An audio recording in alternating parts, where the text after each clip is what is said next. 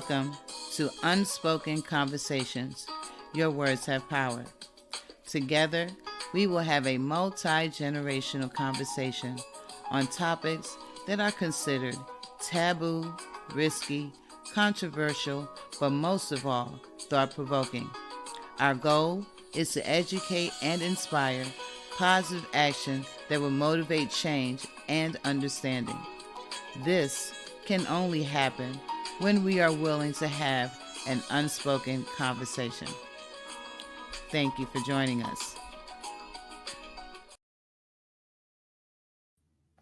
Hello and welcome. Oh my gosh, you guys, I am so excited. Can you believe it? We have completed, well, not me, but we have completed season 1 of Unspoken Conversation where your words have power. I'm your host, Donteia King, and I'm here with my sister, Letitia Morris, the creator and founder of Unspoken Conversation. And I cannot believe that we have come this far. 16 episodes. You got to give that some clap. Clap it up, clap it up. I am so proud of her of stepping out and accomplishing everything that she has set her mind to do. And this is just a very special moment. But without further ado, I want you to hear from our sister, Letitia. She's just going to share just a little bit about Unspoken Conversation, just in case you missed episode 1, 2, 3, 4, 5. It doesn't matter. But just a recap of why this was laid on her heart. Letitia? Hello, family. Thank you so much for all of your support, your patience, for liking, sharing, and subscribing to both our Facebook page as well as our YouTube channel. It has been interesting. It's wow. Who would have thought? I know, right? Who would have thought that? That I would step out there and do this. Well, Letitia, please share why. You stepped. What was your why? So my why, it was actually I had 3 different individuals. Okay. Who just on occasion we would have conversations just about things. Okay. And we would share our perspectives. Mm-hmm. And it was suggested that I should do a podcast. And I'm like, okay, don't nobody want to hear me talk. I don't have problems talking to my peers, my friends, or what have you, but I'm like, it's thousands and thousands and thousands of podcasters. But my number is 3. And 3 people dropped it in my spirit that I should do this. Okay. And so, I jumped out there with my son. Okay. And reason being, I wanted to do this with my son because like I said, I can talk to my friends. And for the most part, a lot of my friends, we all have similar perspectives and mindsets and what have you. Mm-hmm. And so the conversation would be easy. Gotcha. However, when I talking to whether it be a younger generation, an older generation, their perspectives tend to be different. And I think as far as our younger generation is concerned, I think it's important to get their perspective on things. See where their head is at. Right. See if we can meet somewhere in the middle with a compromise about things. How can we work more together instead of against each other? Right. And so my son is 30. What's your son's name? Paris. Paris. Okay, Mr. Paris. Mr. White. Paris. Congratulations, Mr. Paris. But he said, "Sure, mommy, I'll do it with you." And he started off strong, but he inadvertently let it slip out. "Mommy, this is your thing," and this is like maybe 11 episodes in. And I'm like, no, it's our thing. And he Right, was right, like, right. um, and it is still our thing, but I absolutely do not want him to feel pressured Right. Okay. to do this with me. I want him to want to have these conversations, because at that point it will be genuine. It won't be, forced. Right. So, with that being said, I'm looking for other millennial hosts. Yeah. So You hear that, guys? She's looking for, yeah, she's looking for another co-host to co-host with her. So yes, if you know of anybody, have any recommendations, please reach out to her so that she can have unspoken conversations with them as well. But yeah, so Letitia, once again, congratulations on your 16 episodes. And I just have a few that I would just like to throw out there at you. Sure. And maybe you can share why you picked these topics. So the very first one was your launch, which was in November. Sheltered. It is good, or is it good or bad for this generation? What was behind that, and why was that one your very first episode? What was going on during that time? Well, to make sure that my son felt like he was part of this team, that was his episode. Okay. Okay. So he came up with that topic, and it was funny how he decided that should be a discussion. My son likes to believe that he was sheltered, that he grew up sheltered. Now again, that's his perspective. He did not grow up sheltered. Right. But it was an interesting conversation, because that first episode highlighted the true different perspectives. I mean, being the parent, I didn't feel like he grew up sheltered. Right. Him being the child, his perspective, he did. He felt like he was not exposed to a lot of things. And so what that conversation did was, one, it did highlight the difference, but then also it helped, I think, everybody who listened, as well as he and I, get a better understanding of what we consider to be sheltered, what we consider to be good parenting, what we consider to be creating safe places, for our children. And so it was a very good dialogue, and I'm very proud of him for coming up with that that subject all by himself. All right, Mr. Paris. All right, you a part of this team, whether you're here or not. So teamwork. That's right. Okay, so I saw 2 more episodes, and I think these were maybe kind of real sensitive. Touch the world, change the world, but far behind. The second episode you talked about was who are your friends, and what was that, or who inspired you to write that episode or film that episode? So that episode was to highlight and showcase who are these people that we call our friends. And the catalyst, I would say, for this conversation was what happened to a young lady. She's from Charlotte. Her name is Shanquilla Robinson. She unfortunately is not with us. Right. But I think it touched us. Well, her story in itself touched, I believe it touched the world. It did. And I have to believe, and I hope her parents believe, that even though they lost their daughter, though what happened how it happened, was an eye opener, Right. For everyone, not just young 25-year-olds, for everybody. Right. You need to know who's in your circle. That is true. That You is true. you Now you everybody can't be in your circle. Nope, That's absolutely absolutely not. not. So Mm-mm, mm-mm. that's why it's a circle. There's no openings unless you open it. But yes, Right.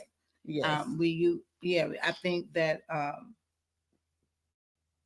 her her experience, it was, I know this is definitely not going to bring any peace to her parents, but God in His infinite wisdom, right. He uses people to deliver His message. Yeah, that's true. Sometimes, us just simply saying it, reading it, getting preached to about it, right, doesn't really penetrate That's true. The skull. It doesn't really penetrate the heart. But sometimes God has to go to what we would consider the extreme, and and do something to get our attention. So again, my thoughts and prayers are go out to her parents. I hope that, like I said, that my little conversation that we had as it relates to knowing who your friends are, has impacted some people, and that because of the loss of your daughter, that it was not in vain. That it is, there are some people out there that it opened their eyes. Yes, that exactly. That some people out there are going to be more careful. Exactly. Some people are going to invoke discernment. If it looked like a duck and it smelled like a duck, it's a duck. And I believe, I want to say to her parents, I believe that she was absolutely a beautiful soul. There is who are any of us, right, to judge her, but I there's something, I feel like she was an absolute beautiful soul, and she just wanted everybody to be happy, right? And I think that her overextending herself was an attempt to demonstrate to people that she's a good person, that she's trustworthy, right, that she's a ride or die friend. But again, we all can't be a ride or die friend to everybody. Right. Everybody true. Doesn't deserve to have you as their ride or die friend. That is true. That is true. Well, let's keep moving on, Letitia. You had another very sensitive episode, which is episode 5. Tyree Nichols, say his name. Yeah. Please share some insight about that episode. Yeah. So, the Tyree Nichols story. That story made me sick. That story made me sick, and I don't remember if I mentioned this in the episode. Okay. But if I didn't, I want to take the liberty to mention now. When that happened, when I found out, who all was involved, I clearly got this image in my mind. So some people might not like what I'm getting ready to say, but I don't know how to be nothing but honest and real, right, and 100. And anything I say is never ever to disrespect anybody, to point any fingers or what have you. But sometimes we got to call a thing a thing. Exactly. So I got this image of slavery, and I was seeing slaves. Mercy. And I was seeing other slaves, but they were on horses. Wow. So they were during slave times. Mhm. Those other slaves that were on horses, they were I forget what they gave them, but basically they were like overseers, Right. and their job was to oversee those slaves who were in the field. And Mhm. if those slaves were not doing what they were supposed to be doing, they would go and they would tell the master. Sometimes the master would give them permission to beat other slaves. Yeah, they definitely did that. And yeah, that's that's what I saw. That's what resonated um With his situation. in my spirit, Right. because I I I don't so I'm not a police officer, so of course I'm really not gonna care nothing about no code of blue. Right. Um for me, that's neither here nor there. Right. At the end of the day, that this was black men doing something to another black man that for decades and decades we have seen white police officers do to black men. Right. And so now for that face to now be black men, that was devastating. And so Right. the conversation that I wanted to have really was with other men. So I know as a woman Mm-hmm. how that impacted me. Mm-hmm. But as a man, I wanted to know Wow. how men felt, like, Exactly. how when you saw that, when you Mhm. saw another black man, in a police uniform doing that to a black man, what did that do to you? So that's why we Right. had that conversation. It totally was not to exploit the situation and what have you. Right. Like I said, I'm a people person. I care about people. I legitimately care about the well-being of others. I Yes. care about how things affect us, because the things that are happening, they affect us. And when you don't know how to talk about it, just like the kids, you act out. Exactly. um, Exactly. and so I wanted to be able to give people a platform where they could share. They could, talk about what happened. You had tons of YouTubers out there discussing, scenarios, given, what they thought may have been the reason, this and another. It's, for me, there is no reason. Right. But definitely not an excuse to. Right. I feel like that situation hurt a lot of people, and so I wanted people to have the opportunity to express their hurt.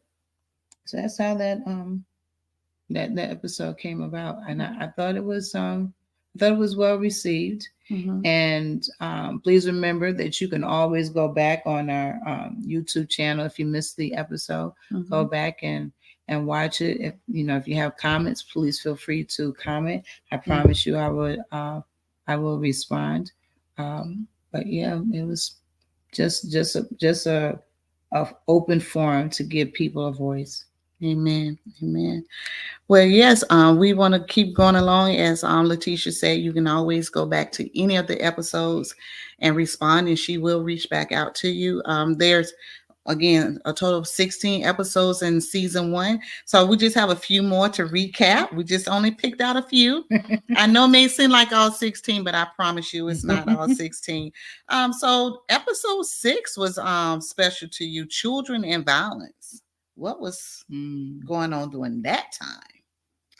So, children and violence. So that was that's probably one of my favorite episodes, because my he's now 17. Okay. One of my 17-year-old grandsons was on that episode. Actually, I have two 17-year-olds. Okay. And I'm so proud of him. Because when I asked him, he didn't hesitate. He was like, "Sure, baby, I'll do it." And we really centered a lot of the questions around him. Okay. So we had a 17-year-old high school student. we had the vice principal of Okay. a high school Mm-hmm. on, and then it was myself and Paris. Okay. And we wanted to talk about, so the vice principal that was on, Jason, he uh, there was a situation in his high school where there were two students, Mm-hmm. and one student shot the other student when he was getting off of the school bus, Wow. and that student, he unfortunately he died. Mm. And so we wanted to one uh, well, I'll say this: what came out of that conversation was a couple things. So my grandson was very candid in his answers. He did not tailor his answers in a manner that he thought, okay, it's my grandmother, I can't say certain things. My baby was very open and honest about his feelings. Open and honest about his feelings. Mm-hmm. And one of the things that we asked him, what is it that he wants from, let's say, from adults or from school staff and what have you. And he said he said he just wants them to listen. Wow. And that, to me, that was huge. And when he said that, I asked Jason, what does that say to you? And he was like, I get it. Right. And my grandson was saying, a lot of times these kids, they don't go and when something happens, they don't tell the teachers, they don't tell the principals or anybody like that. Mm-hmm. They don't tell their parents or people in authority, because they feel like nobody's listening. Right. Nothing's going to be done about the situation. Mm-hmm. So they feel like they have to take it into their own hands. Exactly. And unfortunately, there are a lot of times that ends in losing the life of one of the children and everything. In a very unfortunate situation. I think in that conversation, it also came out that, and it's not so much just for him, but for any student, right? Find you that one, mm-hmm. that one teacher, that one counselor, that one adult who will listen. Who will listen. Make that person make that individual your person. Because we all need somebody. Right. If you feel like your parents are not hearing you, then the next place is school. But find you that one, because at the end of the day, none of us was meant to navigate this world by ourselves. Mm-hmm. We all need somebody. Maybe they ain't always your parent, right. Maybe it's somebody else. Maybe it's the next door neighbor. I don't know who that person is, but right. there is somebody for there is everybody. Yeah, right. There is at least one person who is willing to be an advocate for you. Mm-hmm. Yeah, it's true. All right, loves, we're going to keep on moving. We've just got a few more. I promise you we won't keep you much longer. Now, this episode, I know this episode was important to you. When I say the title, you're going to really, like, oh my gosh, yes, this is so important. Co-parenting as a team. Co-parenting as a team. I would love to take a guess. I already know, but I'm going to let you share. Go ahead and share. Well, yeah, now that too was not my topic. That topic was coined by one of my mentees. She lives in Maryland, and she said, Miss Letitia, I would like to talk about co-parenting as a team. And she is, well, right now she's 21, but when she had her daughter, she was a teen mom. And she was attempting to navigate parenting with her child's father, who she was no longer with, and they were trying to co-parent, and so we know that co-parenting as full blown adults, yeah, that is difficult. Can y'all imagine? Exactly.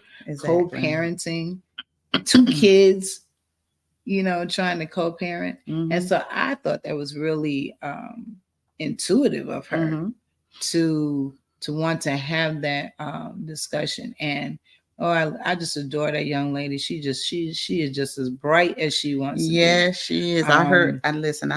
I watched the episode. So yes, I know exactly what you're talking about. I love, she articulated herself so beautifully, and just at such a young age, she has such incredible insight. Yep, she sure does. And so yeah, that was a really interesting conversation, and I think it opened the eyes for a lot of people what our youth may be going through as they're trying to parent. Right, exactly. Yeah. Exactly. Well, loves, we have, I promise you, two more, and I promise you.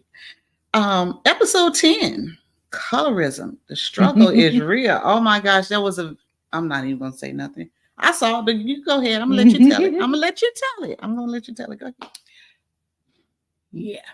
I always love the colorism conversation. So the very first time I had that conversation was actually in my women's empowerment support group. Shameless plug for NBC's Women's Empowerment Support Group. But we did that conversation, and of course it was with women. And I was intentional to have one dark-skinned woman and one lighter-skinned woman to have this conversation with us. And I did that on purpose. Okay. I wanted to highlight the difference, the different perspectives. So mind you, both of these women were Black women. And though we are Black women, guess what? All of our experiences are different. Exactly. And a lot of us have misconceptions about what each other endures. So this time around, I didn't want to hear from women. I wanted to hear from men, because unbeknownst to me, I didn't know if colorism affected men, Black men, the same way that it did or that it does affect Black women. And lo and behold, and it does. It does. And that conversation was awesome, and it never ceases to amaze me. But I don't know what it is, but the lighter skinned person, their stories are always the most impactful. Right. Again, I think it's because a lot of us are under the assumption, that light is right, and that if you're the lighter your complexion is, the more easier that you have it. And yeah, guess what? That is not true. No, that is completely not true. It doesn't matter if you're a light-skinned female or a light-skinned male. There is a price to pay. Yeah, that's true. And so I enjoyed that conversation, because we got a little mini history lesson. And again, like I said, we got an opportunity to look at it from a male's perspective. And I don't know, I feel like that's not a conversation men typically have. Probably not. I'm sure they don't. Because who is it? Somebody said, so they when they thought about colorism as it relates to men, they they there was a joke that was made, that, well, uh the dark skinned men are in right now. Back in the 80s, light skinned men was in right now, and men didn't coin that phrase. Women coined that phrase. Exactly. It was like we decided who was good looking that decade. Where we get that from? I don't know. I guess that's just what some women do. That's crazy. Yeah. But I will share that I have a dark-skinned son and a light-skinned son. And during this episode, my youngest son, who is the light-skinned guy, I call him Chalk and Vanilla. I'm sorry. But my Chalk is Boss. I really call him Boss. I give him a Boss. And my youngest son, I call him Newt. But I gave him another title. I call him Victorious. So, nice. So now when they call, hey, Boss, hey, Victorious. So, but, you got to put it out there. But my youngest son shared with me, and I didn't know.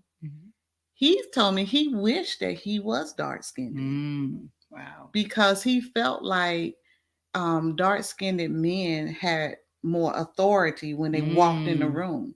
My oldest son is 6'3", dark-skinned locks, and it just seemed like there was power behind that color, being that color and everything. So when he shared it, I was like, oh, okay. Didn't know it, learned something new about him. But, over time, he learned to embrace who he is. And so he never had any problems in school or anything like that, because he's a very outgoing young man and people are just drawn to him. He's very knowledgeable. But just the mere fact to find out that he even thought that way, just makes you wonder how many other young men are out there thinking that same thing. That's interesting. Yeah, that's what I wish. Look, I wish he was on the on that episode. I would have loved to have picked his brain. Well, he was in the background that day. He was in the background. But I would have loved to have picked his brain to see, why he thought that, where they got the. So that's one of the things I think that we're not doing. Our kids, our younger generation, they express certain views and opinions and so on and so forth. And we just sometimes, some of us, we sit there and we're just like, oh, we clutching pearls and we like shocked, like, oh my God. Exactly. But nobody thinks to ask them, well, where do you get that from? Why you think that? Exactly.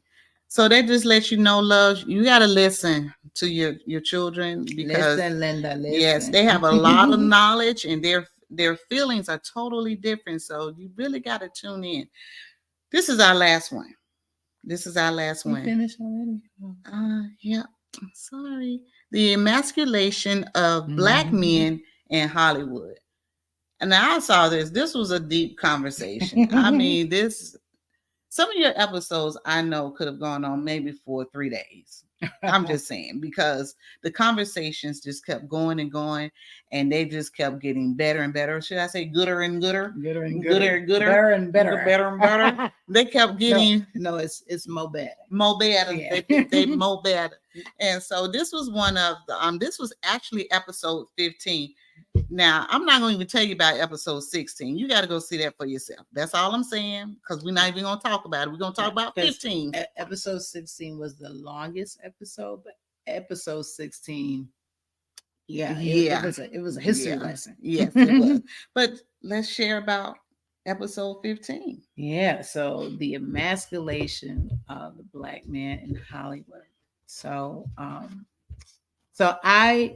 I watch a ton of YouTube videos, as well as I pay attention to current events, mostly the news. I'm not a Twitter person, so I don't sit there and get like a lot of things off of Twitter or Instagram, for that matter, or Facebook. I legitimately watch the news.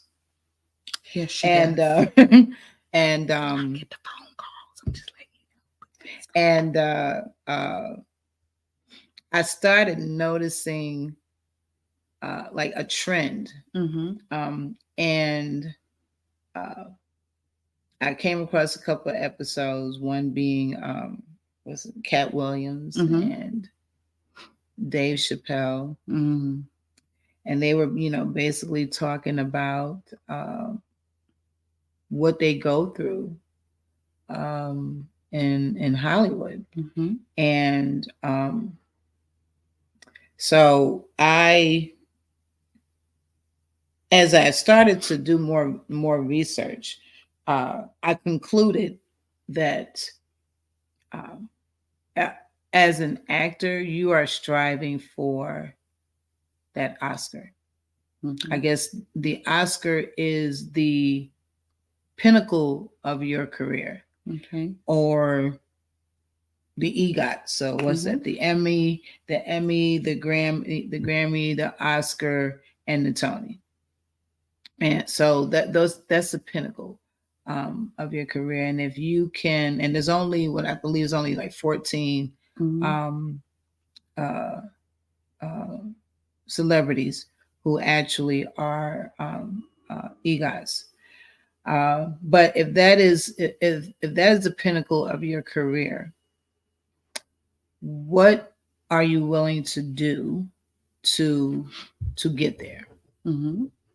And so there was a notion that was birthed out of it that that basically if you're a Black man in Hollywood, that there are certain things that you must do in order to get the accolades, get the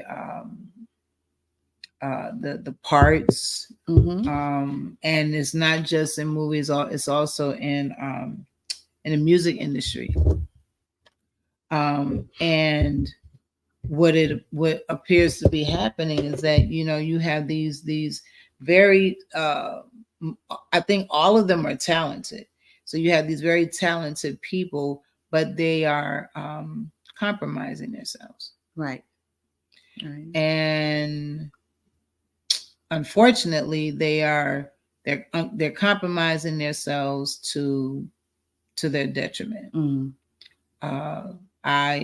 It is of my opinion that they're being used as tools and pawns to just keep people of color overall. So you're gonna always have your few that will succeed and beat the odds and what have you, because they have to let some of us beat the odds to give the impression that it can be done. But in all actuality, there's a small group that says otherwise. So watch episode 16. We elaborate a little bit more on that. But but as for this episode, from what it boiled down to was what does it profit a man to gain the whole world and lose his soul?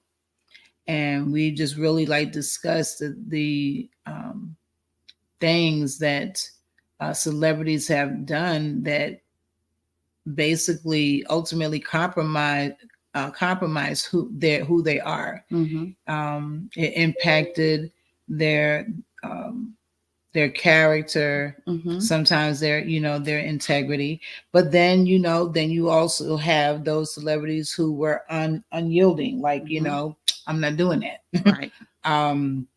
One that we all said that he could be our father was Denzel Washington. So I think for the most part, everybody holds Denzel Washington in very, very high esteem. Yes, we do. And I believe it's because of how he has shown up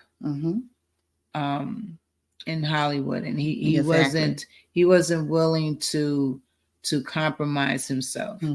I like to think that he knew his worth. He knew what he was bringing to the table, Exactly. and he knew how valuable it was to them, and so he was uncompromising. Unfortunately, you know, you don't have a lot of actors and um, uh, singers, rappers who carry that same character and integrity. And so you end up with like, and we didn't even mention, because by the time that when that episode aired, did what I'm the person, the thing I'm getting ready to talk about didn't even happen yet. But I can't help but think about my girl, Janelle Monáe. Yeah. I love her. I still love her. But I can't help but think, man,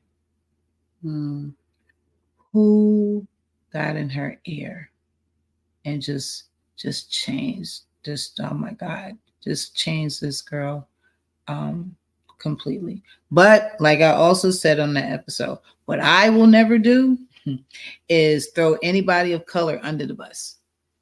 Amen. I will never do that. So when I say that about Janelle Monáe, I'm not judging her, because I still love her. Right. But I have concern for her, for, you know, how in my opinion she may have compromised herself. Right. Maybe I'm quite sure she probably don't see it that way. Right. But you know, we get blinded by money. That's for sure. Yeah. That is for sure. That part. Well, Letitia, once again, congratulations on season 1. We hope you guys had a great time with us, you know, stopping in just to say hey. Make sure you put in the comments how much you enjoy all of the episodes. We only did a recap on about 8 of the episodes. So guess what? You got 8 more to go back and check out. So there, hey. But yes, we just want to say again, Letitia, we are very proud of you. And Mr. Paris, even though Mr. Paris now. That's all I'm going to say. Come on, nephew. But we are truly excited and proud of both of you for stepping out on faith and doing what God has called you to do. And I know you're taking a break. Everybody say, "Aw, aw." I know you're taking a break, but trust me, it's just a short break, so that we can give our main host some time to refresh, come up with new episodes. Like you heard what she said, she loves watching the news, so trust me, she's going to find something to talk about. And, you know, to kind of pick your brain to see where you are as well. So definitely in the upcoming episode, season 2, make sure that you chime in, call in. She's going to have the number for you to call in, okay? Call in, email. You're going to bring the callback number back. Number back, and so forth. We want you to participate. We want to hear your voice in on Unspoken Conversation. So it's just for the month of August, right? Yes. Is that it? Yes, because guess what? I'm going to be traveling. Oh, okay. Yes, so that's why we're not hearing from her. Okay, guys. So calm down. Yes, we started in November. Yeah, we started in November of last year, and I've been consistent. Every other Sunday. I think there might have been two Sundays that we didn't actually have an episode, but I did air something like really, you know, brief or what have you, just to let my audience know where we were, what we were doing, and what have you. So yeah, I realized that I was gaining momentum. Right. But also I realized that I need because I'm going to be traveling and what have you, and this is like vacation month for me. Right. I feel like I might as well just take it all the way around, Mm-hmm. and just rest and regroup and come up with some fresh new Mm-hmm. topics, and get ready for season 2. I know season 2 is coming up. We're so excited now. Listen, you guys, you can go back to episode 1 and then look at episode 16. You can see how Letitia has grown. Yeah. I mean, we started out with, I keep saying we, but she started out with just a video clip. Then time went along. You see the flashes come at the bottom. Look at that. We got season 1 recap, special host with your girl Donteia King. And then you got the opening now with the music and stuff. You got a little groove going in and getting ready for your little episode topics and everything. But that's just a part of growth. So she's going to take a little break. Like, who remembers? Remember that the launch? Oh yeah. And I was trying to that was ugly. Yeah, but that's okay. That's okay. We have to go through that ugly phase to get to where we are now.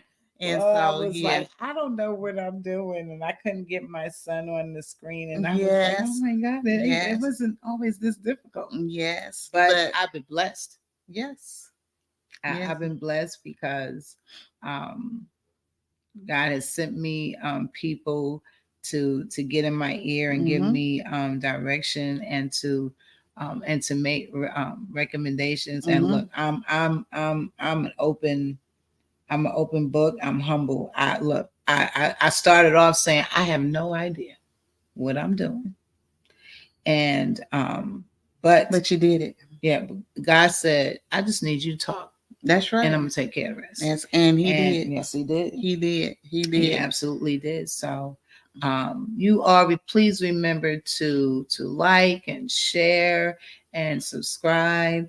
Drop some comments, ask some questions.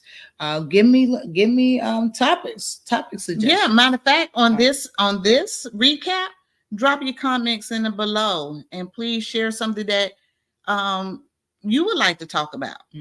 And trust me, Letitia's going to do the research. Yeah, she's going to have the research for you. And guess what? And maybe you could be a guest. Oh yeah. You can't just drop a topic and then not be on. Now you don't have to be a guest, but you're more than welcome to be a guest. Well, yeah, but you can't just drop a topic. I'm just kidding. But yes. So once again, we thank you so much. I'm speaking on behalf of nephew too, Mr. Paris. We thank you so much for participating and joining in with Unspoken Conversation, where your words have power. And we will see you season 2. And remember, I'm recruiting. I need another. Oh yeah, she needs another millennial host. Yeah. So you know anybody? Drop that in the comment too. Okay. Yeah. Y'all help take Paris off the hook. Yeah. Yeah. Well, thank you so much, Letitia. Thank you. And I'm your host, Donteia King, with Unspoken Conversation, where your words have power. Natural? Yeah. Oh, I probably need to make her a host too, right? She would do very, very well. Did the flame just freeze? Look, no, it did not. In the famous words of Russell Simmons, thank y'all for coming out. God bless you, and good night. Good night.